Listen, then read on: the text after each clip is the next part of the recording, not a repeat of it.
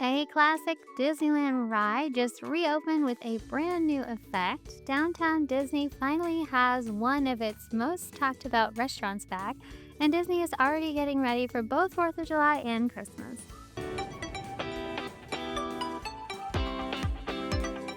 Hey everyone, it's Julie from Main Street USA Studios. We've got a lot to get to, so let's start with Pirates. Pirates of the Caribbean is finally back open at Disneyland, and this refurbishment came with one pretty interesting change. The ride closed at the end of the night on May 3rd and reopened on June 26th last week after almost 2 months of work. And so the biggest update is this treasure grotto scene. And this is that part of the ride where you float past the skeleton pirate sitting on top of a pile of gold. Sort of a classic pirate image, creepy, simple, and very much part of the ride's warning about cursed treasure. But now that figure has been replaced with a new pirate who actually transforms right in front of guests. So he sort of starts out as a living pirate, and then he picks up a cursed medallion, turns into a skeleton, drops the coin, and then turns back into a living pirate again.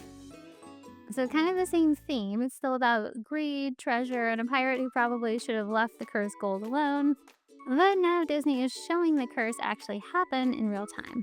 Disney is calling this a next-generation audio-animatronic figure. It uses a physical figure, some mechanical movement, and front projection that's mapped onto a pirate to create this effect. So if you've seen it and you thought, like I did, wait, haven't we seen projected faces already in Disney rides before? Yes, we have. The Frozen Ever After at Epcot used projected faces for years, but that style has definitely had mixed reviews from Disney fans. But this Pirates figure seems to be doing something a little different. The projection here is not just being used as the character's normal face, it's being used to help create the transformation from human to skeleton, which is a bit more technical. Disney has also been moving away from those older projection-style Frozen faces and the newer versions of the rides overseas.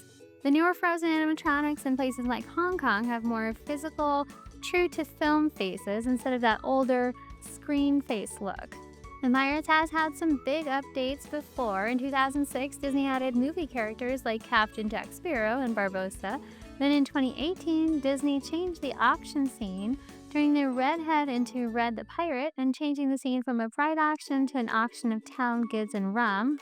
Pirates of the Caribbean first opened at Disneyland in 1967, and it was the last attraction that Walt Disney personally oversaw before he passed away. So anytime Disney touches this one in particular, fans are going to notice. We feel like this update feels like Disney found a way to add something new without making the ride feel less Pirates. Earl of Sandwich is officially back in downtown Disney, and this one has a much longer backstory than just a sandwich shop opening. The new Earl of Sandwich is now open on the west side of downtown Disney in a brand new 2-story building. Earl's is downstairs, and then the Gordon Ramsay at the Carnaby is still planned for the 2nd floor. And Disney is making this a real grand opening. The official ceremony is scheduled for July 15th, and Luke Montague, the 12th Earl of Sandwich, is expected to attend, which sounds very fancy for a place where most of us are just trying to get a sandwich, but there is actually a reason for that. So an Earl is a British noble title, and the Earl of Sandwich restaurant is tied to the Montague family, descendants of John Montague, the 4th Earl of Sandwich, who is credited with helping inspire the sandwich back in the 1700s. I did not know this, but the restaurant chain itself started in 2004 when Lord John Montague, the 11th Earl of Sandwich, his son Orlando Montague, and Planet Hollywood founder Robert Earl partnered to launch Earl of Sandwich. The very first restaurant opened at Walt Disney World's downtown Disney Marketplace, which is now Disney Springs. And then over at Disneyland, Earl of Sandwich first opened in downtown Disney in 2012. Originally taking over the former Compass book space, and since then it's become one of the clearest examples of just how much downtown Disney will change. That original location closed in 2018 when Disney was planning a new luxury hotel on the west end of downtown Disney.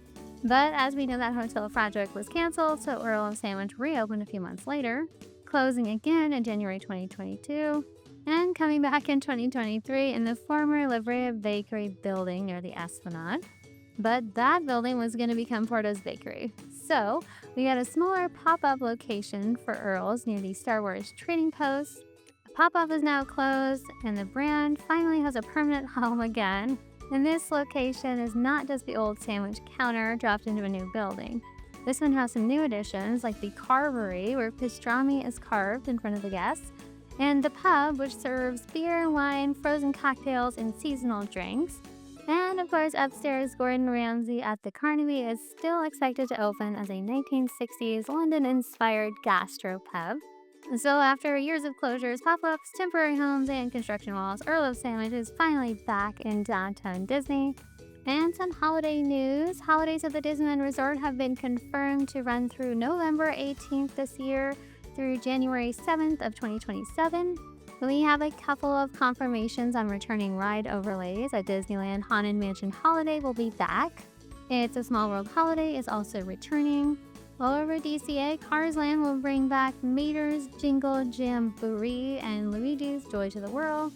And so these are not huge surprises, but they are some of the holiday staples people wait for every year. And it means that Disney is already thinking about Christmas when the rest of us are still trying to survive the summer. As a reminder, we are just a few days away from a pretty big Soarin' change at DCA. Right now, the attraction is still running as Soarin' over California, but that version is only here for a few more days. This Thursday, July 2nd, Soarin' Across America officially debuts at DCA as part of Disney's larger celebration for the America's 250th anniversary. And as we reported on previously, this new version will take guests over American landscapes, coastlines, and cityscapes. And just after it debuts on July 2nd, on July 3rd, Disney brings back Disney's Celebrate America, a 4th of July concert in the sky. Those are fireworks that will run from July 3rd through July 5th. So if you're visiting Disney this week, there will be a few extra patriotic offerings to look for. And a quick note, we will be in Paris in July, so we won't be making our traditional weekly videos for a little bit, but we're very excited to share our trip and more videos when we're back in August. In closure and construction updates starting in Disneyland, Pirates of the Caribbean, we mentioned, was reopened this week. And new this week, King Arthur Carousel will close on July 6th, reopening July 16th. The Matterhorn closes July 20th, reopening July 23rd. And the Frontierland Shooting Exposition closes July 6th with no reopening date. Over at DCA, Soarin' is in a bit of a transition week. Right now, the attraction is still running as Soarin' over California, but as we said, that version is scheduled to end on June 30th. Soarin' Across America debuts on July 2nd. And that does make July 1st a little interesting because based on those dates, it seems like Soarin' may be closed that day while the attraction switches over, but Disney's construction calendar does not currently list a closure for July 1st, so we'll have to wait and see how Disney handles that. And Silly Symphony Swings remains closed with no reopening date. Thanks so much for watching, everyone. If you like this video, make sure to subscribe for more.